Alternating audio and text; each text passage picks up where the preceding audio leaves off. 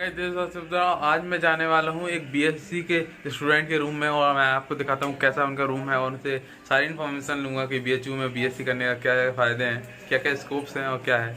तो चलते हैं उनके रूम में ही। तो ये आ गए हम भैया के रूम में। ये आप देख सकते हैं कि भैया क्या पढ़ रहे हैं। ये भैया बॉटनी वगैरह पढ़ रहे हैं और भैया के एनसीईआरटी सारी रखे हैं। तो भैया आप बताएंगे कि आप मतलब थोड़ा सा आप इंट्रोडक्शन देंगे अपना।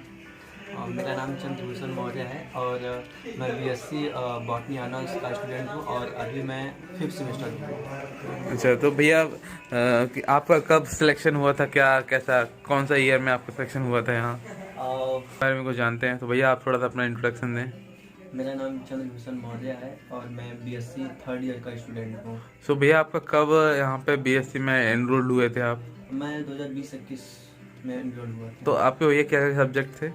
मेरे सब्जेक्ट थे जूलॉजी, केमिस्ट्री और बॉटनी So- और मेनली बॉटनी ऑनर्स था मेरा। तो आपका ऑनर्स पहले से ही डिसाइडेड था कि अभी आपने स्विच कराया है 3rd ईयर में? ऑनर्स यहाँ पे पहले से ही डिसाइड हो जाता है, बीएससी में पहले से ही ऑनर्स आपका डिसाइड हो जाता है। और अगर आप 3rd ईयर में चाहें तो स्विच भी करा सकते हैं क्या? हाँ, चेंज और 5th सेमेस्टर में चेंज होते हैं ऑनर्स। अच्छा, तो आपका जो पढ़ना ऑनर्स आप वो अपने अनुसार चेंज करा सकते हैं। सो आपका मतलब बेसिक इंटरेस्ट था बॉटनी में कि आप मतलब कैसा था? नहीं, मुझे बॉटनी ज़्यादा अच्छा लगता था इसलिए मैंने चेंज कराया नहीं। शुरू से मुझे बॉटनी मिला और मैं वही पढ़ना भी चाहता था, सो मैंने चेंज नहीं कराया। बाकी मेरे कई सारे फ्रेंड्स थे जिन्होंने अपने ऑनर्स चेंज कराए। जैसे कुछ लोग थे जो केमिस्ट्री ऑनर्स में चले गए, कुछ जूलॉजी ऑनर्स में चले गए, कुछ बॉटनी में ही है।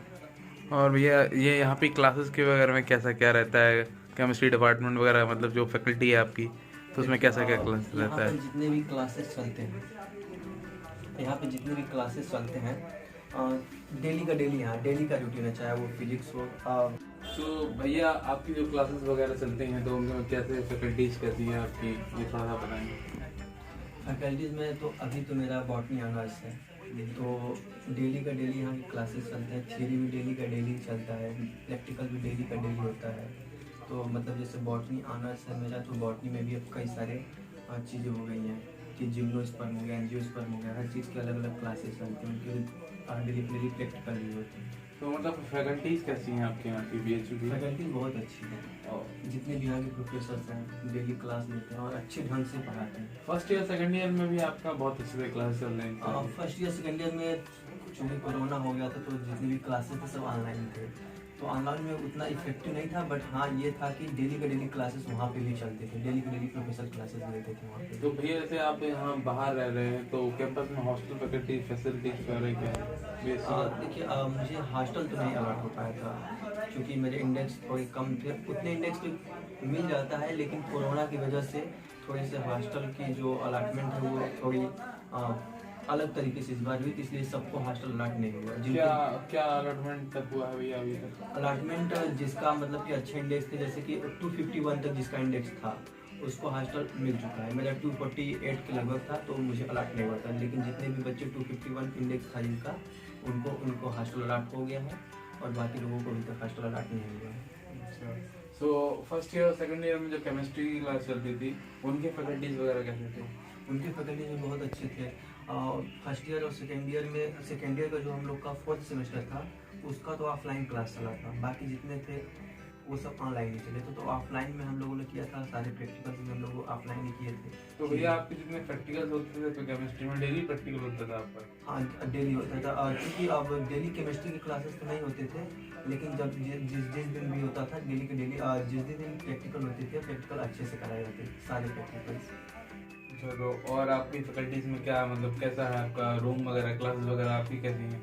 क्लासेस वगैरह तो देखिए थोड़ी बिल्डिंग तो पुरानी है, बाहर से देखने में थोड़ा पुराना लगता है, लेकिन अंदर जाने पर जो भी चीज़ें हैं सब अच्छी हैं। मतलब क्लासरूम काफ़ी अच्छा है, खुला है, हवादार रूम है, खिड़कियाँ सब हर जगह है, तो बहुत अच्छा क्लासेस है। बाहर से थोड़ा सा क्योंकि बिल्डिंग पुरानी है थोड़ा अजीब लगता है लेकिन बाकी अंदर सब कुछ ठीक है। तो ये कह सकते हैं कि बिल्डिंग बहुत पुरानी है, जो लेगेसी है बीएचयू की वो बरकरार है अभी भी, टेम्पल स्ट्रक्चर जो भी है अभी। हाँ बिल्कुल, तो वैसे ही टेम्पल स्ट्रक्चर में ही यहाँ की क्लास चलती है। हाँ। और जो बेंच वगैरह हैं वो सारी नई मतलब न्यूली हैं कि पुरानी ही जो? नहीं, अब बेंच वगैरह तो सब न्यूली है पुराने, लेकिन लगेगा नहीं आपको कि बहुत पुराने हैं। जितने भी हैं सब अच्छे हैं बेंच वगैरह।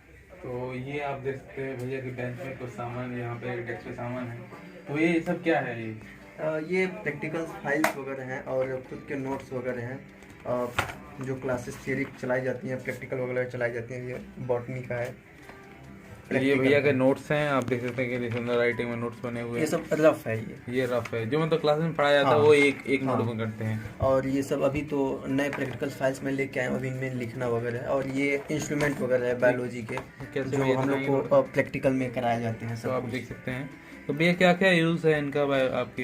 इनका देखिए मेनली इनका यूज जब जिम्नोस्पर्म एंजियोस्पर्म हम लोग को पढ़ाया जाता है तो ये जो सीजर वगैरह इन सब का ज़्यादा यूज होता है। और जो फोर्सेप्स वगैरह हैं इनका यूज जब हम लोग क्रिप्टोग्राम्स पढ़ने लगते हैं, जैसे फेनोग्राम्स होता है, क्रिप्टोग्राम्स का, उसमें क्या होता है जब हम लोग आईडी वगैरह पढ़ते हैं तो उसमें इन सब चीज़ों का यूज होता है। सो भैया ये अब ये आपके मतलब नोट्स बनाने के लिए नोटबुक है। हाँ। सो भैया आपने यहाँ के मतलब कैसे डिसाइड किया कि आपको यहीं आना है? देखिए हमें करना था किसी अच्छे यूनिवर्सिटी से, क्योंकि अब क्या है कि लोग बीएससी को थोड़ा सा अधिक तरीके से देखते हैं कि बीएससी करके कुछ नहीं होता है। तो अगर आप बीएससी अच्छे यूनिवर्सिटी से करते हैं तो इसको काफ़ी अच्छे लाभ हो जाते हैं। तो भैया यहाँ का पैकेज वगैरह क्योंकि होता क्या है यहाँ पर कि आप बीएससी करके एमएससी आपको करना होता है, एमएससी करने के बाद फिर पीएचडी करना होता है, उसके बाद यहाँ पर आकर के आप डायरेक्ट कैंपस प्लेसमेंट नहीं है बीएचयू में बॉटनी से? डायरेक्ट कैंपस सिलेक्शन के बारे में तो मुझे उतनी जानकारी है नहीं, लेकिन होता होगा, लेकिन उतनी जानकारी मुझे नहीं है। तो भैया फिर जैसे सुनते हैं कि बीएचयू में से आप बीएससी किया है तो आप जैसे एलुमनाई बन जाएंगे थर्ड ईयर पास आउट होने के बाद, तो यहाँ पे कुछ रिजर्वेशन होता है एलुमनाई का? देखिए जब बीएचयू का अपना अलग एग्जाम होता था उस टाइम पर होता था, अब क्या हुआ है CUET हो चुका है, तो जो NTA जो एजेंसी है वो कंडक्ट कराती है। तो अब ये सब सारी चीज़ें खत्म हो गई हैं कि यहाँ पर कि बीएचयू के स्टूडेंट हैं तो आपके लिए कुछ अलग से तो अब यानी कि अब नहीं होगा? नहीं, अब ऐसा कुछ भी नहीं, रिजर्वेशन वगैरह वैसा कुछ नहीं है। अच्छा, और क्या कहना चाहेंगे आप अपनी फैकल्टी के बारे में? कुछ खामियां मतलब आपको लगी हो 2 साल में? खामियां 2 साल में तो अभी उतना इफेक्टिवली हम लोग ऑफलाइन क्लासेस तो किए नहीं हैं, जितने भी क्लासेस किए ऑनलाइन ही किए हैं। पिछले सेमेस्टर से ऑफलाइन क्लासेस स्टार्ट हुआ लेकिन इतने अच्छे से नहीं हो पाए, तो अभी उतना कह नहीं सकते। बाकी अभी तक जो भी जैसे भी चला अच्छा ही चला। सो भैया बीएससी में ऑलराउंड डेवलपमेंट के जो होता है तो उसमें आपने किस चीज़ में फैसिलिटेट किया, मतलब पार्टिसिपेट किया, और क्या क्या आपका कुछ स्कोप रहा है ऑनलाइन डेवलपमेंट में? बीएससी के स्टूडेंट कैसे क्या आगे बढ़े? अभी तक तो हमने किसी में भी उस तरीके से पार्टिसिपेट नहीं किया, क्योंकि मुझे इसके बारे में बहुत अच्छे से जानकारी थी नहीं और बताया भी नहीं गया है। और भी लड़के जो पार्टिसिपेट करते हैं, बट मेरा थोड़ा सा इंटरेस्ट इधर थोड़ा कम रहता है। मैं तो बस यहाँ पे क्लासेस करता हूँ और मेरा एम है कि मैं एमएससी करके पीएचडी करूँ। तो भैया आपका कैसा का क्लासेस का रूटीन रहता है अभी? क्लासेस का रूटीन 3 दिन 8 से 12 होता है और 3 दिन 7 से 11 क्लासेस होता तो है। वैसे आपका ये थर्ड ईयर में बॉटनी ऑनर्स है तो एक ही सब्जेक्ट है आपका थर्ड ईयर में? हाँ। और पहले आपके 3 सब्जेक्ट होते थे? पहले 3 सब्जेक्ट होते थे और सेकेंड ईयर तक आपको तीनों सब्जेक्ट पढ़ने होंगे, जूलॉजी, केमिस्ट्री और बॉटनी। उसके बाद फिर थर्ड ईयर में जब 5वें सेमेस्टर में आएंगे तो आपको केवल अपना ऑनर्स पढ़ना होता है। सो ऑनर्स में आपने पढ़ लिया है, अब इसके बाद आपका मतलब आपने बताया कि एमएससी एम है, तो आपने क्या सोचा है? बीएससी मतलब ये बीएचयू से किया है तो आगे क्या है आपका? जेएनयू है कि बीएचयू है? देखिए अगर बीएचयू मिल जाता तो काफ़ी अच्छा है, क्योंकि मैं यहाँ पे पहले से पढ़ चुका हूँ, सारे प्रोफेसर से अच्छा नीट का भी एग्जाम दिए, अच्छा खासा परिचय हो चुका है। मतलब परिचय एक तरीके से इंटरेक्ट होता है स्टूडेंट और टीचर में, तो मैं तो चाहता हूँ कि यही पढ़ना जाए। अच्छा, तो आपने कोई और भी एग्जाम दिए हैं साथ में? हाँ, नीट का देता था बट उसमें सिलेक्शन नहीं हुआ। तो आपने कितने अटेम्प्ट दे दिए हैं अभी नीट के? नीट के मैंने 2 अटेम्प्ट दिए। 2 अटेम्प्ट 12th पास आउट होने के बाद? इस बार मिलाकर 2 अटेम्प्ट ना, इस बार भी दिए हैं। अच्छा, आप 2 अटेम्प्ट दे चुके हैं। हाँ। तो अभी क्या स्कोर रहेगा आपका इस बार दिया है आपने? हाँ, इस बार दिया है नीट। बहुत इफेक्टिवली मैंने प्रिपरेशन तो की नहीं, क्योंकि मेरा सारा जो पढ़ाई तो बीएससी के लिए था, बट मैंने दे दिया था। और इस बार मार्क्स 530-540 के आसपास है। तो भैया यहाँ पे माहौल कैसा है? स्टूडेंट्स का माहौल कैसा है?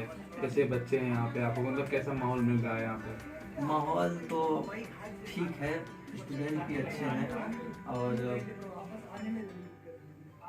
क्या बोला जाए, बहुत अच्छा तो नहीं कह सकते हैं कि कहीं ना कहीं कमियां तो होती हैं। कुछ स्टूडेंट हैं जो थोड़े से डिस्टर्बेंस टाइप के हैं, बाकी जितने भी मैक्सिमम स्टूडेंट की अगर हम बात करें तो अच्छे पढ़ने। तो ये भैया ये कहते हैं कि यहाँ पे लाइब्रेरी बहुत बड़ी है, मतलब अच्छी खासी बहुत बड़ी लाइब्रेरी है, तो आप जाते हैं उस लाइब्रेरी में, क्या रहता है वहाँ का माहौल? देखिए, सेंट्रल लाइब्रेरी और साइबर लाइब्रेरी तो है, बट मैं ज़्यादा प्रीफर करता हूँ अपने डिपार्टमेंटल लाइब्रेरी में, क्योंकि सेंट्रल लाइब्रेरी में थोड़ी सी भीड़ ज़्यादा हो जाती है, वहाँ पर डिस्टर्बेंस थोड़ी बहुत मुझे होती है, ऐसा मेरा मानना है।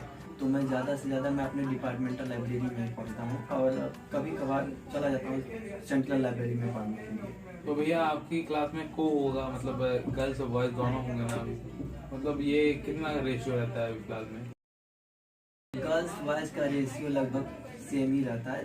50-50%। हाँ, तो गर्ल्स के नाम गर्ल्स के लिए तो अलग से एक एमएम भी है, उसके बाद फिर भी यहाँ पे मतलब सो भैया यहाँ पे गर्ल्स के लिए एमएमबी भी है, उसके बाद भी यहाँ पे मतलब 50% हो जाता है, तो ये कैसे क्या है? कॉलेज भी बनाया गया है बीएचयू में। हाँ, MMB एमएमबी, उसके बावजूद भी यहाँ 50% रेशियो हो जाता है आपका। हाँ, तो वो देखिए, एमएमबी केवल नाम का है कि वो बीएचयू में है, लेकिन उतना खासा अटैच नहीं हो। लड़कियों का एक फ़ायदा यहाँ पे रहता है काउंसलिंग के टाइम पे कि उनको 2 ऑप्शन मिलते हैं कि आपको एमएमबी भी मिल सकता है, एफएमसी भी मिल सकता है, जो मेन फैकल्टी है दोनों में मिल सकता है। तो इसलिए लड़कियों का थोड़ा रेशियो ठीक ठाक रहता है यहाँ पर। यानी कि बीएससी में अच्छा खासा रेशियो है। बीएससी की टोटल सीट्स कितनी है लगभग, आपको अंदाजा हो? बीएससी की टोटल सीट वैसे देखा जाए मैथ साइंस दोनों को मिला करके टोटल 1400 के लगभग सीट है। कितने लोगों को हॉस्टल मिल जाता है लगभग इनमें से? हॉस्टल तो देखिए, अगर 1450 स्टूडेंट हैं तो उसमें बहुत सबको हॉस्टल नहीं मिल पाता है, क्योंकि उसमें मैथ वाले भी हैं, साइंस वाले भी हैं। 80-100। तो टोटल हमें ऐसा लगता है कि लगभग 150 के लगभग तो मिल ही जाता होगा हॉस्टल की स्टूडेंट। 150-200 लोगों को जो हॉस्टल मिलता है, यानी कि वही एवरेज 20% की समथिंग 20% लोगों को हॉस्टल मिलता है। और यहाँ पे मतलब आपको कैसा लग रहा है, मतलब कैसा लगा है यहाँ पे आने के बाद, जब से आप यहाँ आए हैं तो आपको यहाँ कैसा लगता है? यहाँ पे कैंपस में आने के बाद तो ठीक लगा, उसके पहले जब मैं ऑनलाइन क्लास करता था तो उतना ठीक नहीं लगता था, क्योंकि ऑनलाइन क्लास में इफेक्टिव पढ़ाई नहीं हो पाती थी। यहाँ आने के बाद थोड़ी सी चीज़ें ठीक हो गई हैं। ऑफलाइन क्लास हम लोग करते हैं, डेली क्लास अटेंड करते हैं, तो सारी चीज़ें ठीक है अभी यहाँ। तो जैसे एक बेसिक क्वेश्चन आता है कि बीएससी में इतनी ज़्यादा सीटें हैं 1400 घंटे, एमएससी में और कम होंगी और पीएचडी में और कम होंगी। तो जैसे कोई बीएससी कर लेता है, एमएससी कर लेता है, तो उसके अगर वो पीएचडी नहीं कर पा रहा है या नेट नहीं निकाल पा रहा है, तो उसके बाद और क्या ऑप्शन है यहाँ पढ़ने के बाद? देखिए, अगर आपका जो मेन सब्जेक्ट अगर आप उसमें अच्छे से मजबूती से अगर उसमें पढ़े हुए हैं तो पीएचडी नहीं भी कर पा रहे हैं तो बहुत सारे चीज़ें हैं, जैसे कि बहुत सारे टीचर्स होते हैं जो एमएससी करते हैं, एमएससी करने के बाद किसी प्राइवेट कोचिंग संस्थान में पढ़ाते हैं, तो वहाँ पर अच्छी खासी पैकेजिंग मिल जाती है। तो आपको मतलब 12th में बायो से थे आप? हाँ। अच्छा, तो और आप क्या मतलब क्या कहना चाहेंगे थोड़ा सा, और जो स्टूडेंट देख रहे हैं तो उनसे क्या कहना चाहेंगे, कितनी मेहनत करें वो यहाँ आने के लिए? ओवरऑल आपका रिव्यू क्या है पूरे कैंपस के रिलेटेड, पूरे मतलब जो आपने कैंपस में देखा है, यानी कि कैंपस में क्या क्या बना हुआ है, कैसा मंदिर है, जो भी चीज़ें हैं कैंपस की, तो उन सब का क्या आपका रिव्यू रेटिंग है यहाँ के लिए? देखिए, कैंपस के बारे में तो जो भी कहा जाए ठीक है, कैंपस काफ़ी अच्छा है, ग्रीनरी भी है, टेम्पल भी है, हर चीज़ है, कैंपस काफ़ी अच्छा है। और रही बात मेहनत करने की, यहाँ पे कैसे एडमिशन होगा, तो ऐसा नहीं है कि यहाँ पे बहुत ज़्यादा पढ़ेंगे, बहुत ज़्यादा मेहनत करेंगे तो ऐसा होगा। जो आपका 12th का सिलेबस है बस उसे ही पढ़ना है, और उसी से रिलेटेड ही सब कुछ आते हैं, कुछ भी बाहर से नहीं आता है। बस आपको 12th अपना 11-12 अच्छे से तैयार रखिए, बीएससी में आसानी हो जाएगी। बहुत ज़्यादा मेहनत करने की जरूरत नहीं है कि इधर की बुक पढ़ लें, उधर की बुक पढ़ लें। जैसे कि मार्केट में आप जाएंगे तो बीएससी के लिए तरह तरह की बुक्स आती हैं, बीएचयू बीएससी एंट्रेंस की बुक आती है, तो उनसे कोई बहुत ज़्यादा फ़ायदा होने वाला नहीं है। मैं तो बस इतना ही कहूँगा, जैसा मेरा मानना है, जैसा मेरा हुआ है, मैंने सिर्फ और सिर्फ 11-12 की अच्छी सी बायोलॉजी, केमिस्ट्री और फिजिक्स तैयार की। मतलब आपने सिर्फ एनसीईआरटी को ही पढ़ के, एनसीईआरटी और प्लस जो भी नोट्स थे मेरे, जो आपके 12th के नोट थे उनको, 11-12 के नोट्स और एनसीईआरटी। तो क्या आपने 12th में कोई और तैयारी कोचिंग वगैरह ली थी इसके लिए? कोचिंग ली थी, इंडिविजुअल कोचिंग थी, उतनी अच्छी खासी कोचिंग नहीं थी, बट हाँ इंडिविजुअल कोचिंग थी, तो उसे अच्छे से हमने किया। अच्छा, आपने अच्छे से किया था। और अगर अभी तक आप लोगों ने हमारे चैनल को लाइक से सब्सक्राइब नहीं किया है तो वो भी कर दें, और जो अगर क्वेश्चन कुछ छूटे हैं तो कमेंट करें। तो अगली वीडियो में भैया से मिलते हैं। Thank for watching my channel, thank you, have a nice day.